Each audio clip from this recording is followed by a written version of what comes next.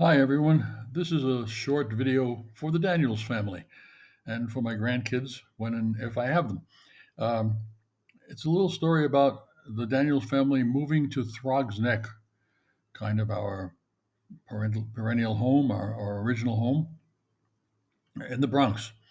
The first picture here is a picture from 1930, if I recall correctly, Columbus Day, which was around October 12th. And it's captioned to read, something like I'm not looking at it at the moment, but it's something like our first trip to the neck, Throggs Neck. And there's some young boys in a car there, and I guess they bought this property around 1930, and that was the first trip there to check it out and see what they could build. Now the property was in Throggs Neck, only about 2 blocks from the beach. It was on the edge of the swamp, or perhaps in the swamp, but it appeared to be on the edge of the swamp in a forest area. And how they bought it, I don't know.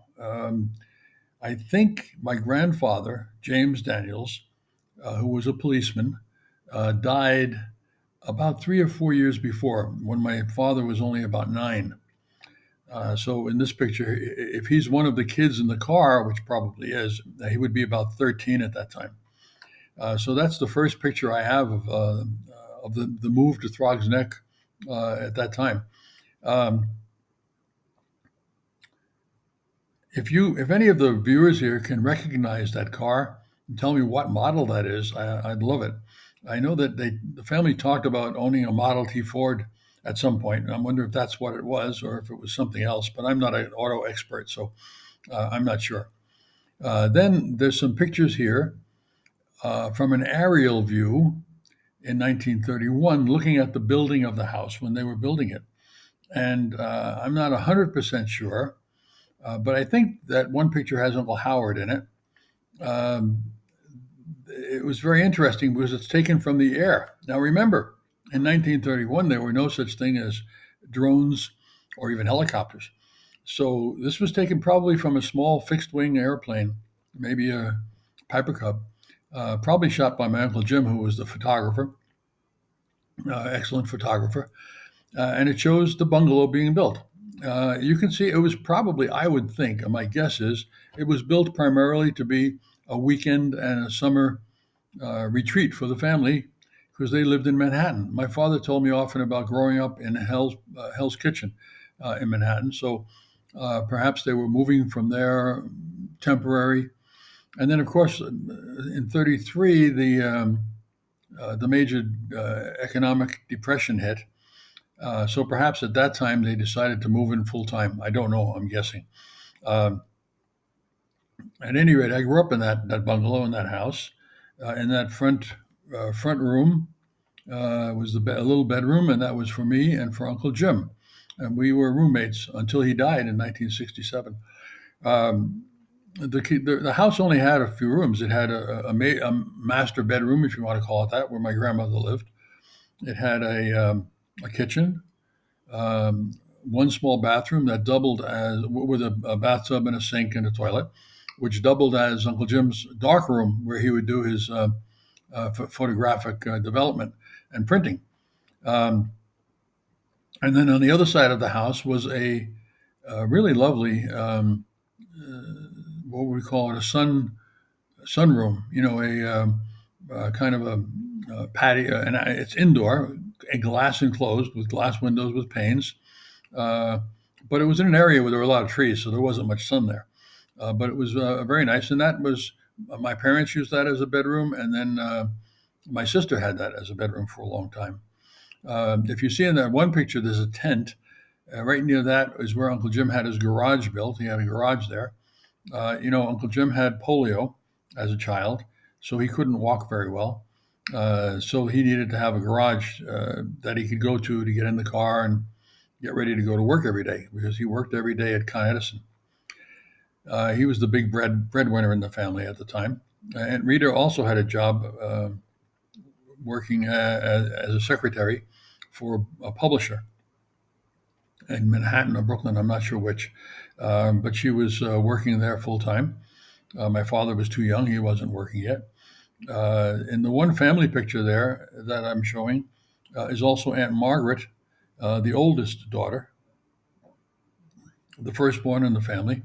Uh, I didn't know her really well because when I was small, she was sick, and she ended up in a retirement facility or sickness. It wasn't a hospital.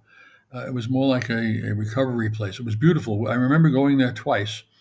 It had a really big gravel parking lot lined by really big palm trees. Not palm trees. I'm sorry, citrus, not citrus, pine trees of some sort. She came out to greet us, I remember, and she had this big Irish bear hug that she gave me. It almost smothered me.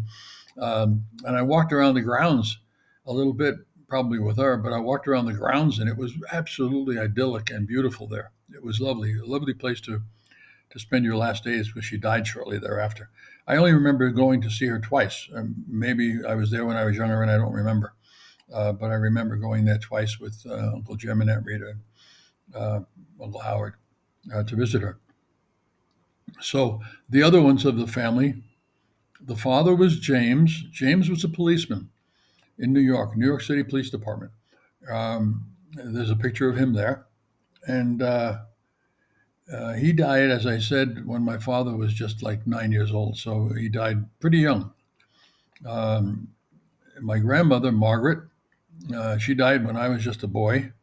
I remember that event pretty clearly. They took me out of the house and took me out to New Jersey to be with my mother's family. Didn't tell me what was going on, of course, and then picked me up and were bringing me back. And that's when I was in the back of the car, and I can remember it pretty vividly. My Aunt Rita told me that Grandma had died, and we went to the house, and I ran around looking for her, but of course she was gone. So after that, my mother and father took over that room, the main bedroom, moved out of the sun porch, and we continued to live there until 1958 when they built the Throggs Neck Bridge, and they had to tear my house down. It was right in the way of the entranceway to the bridge near the toll booths.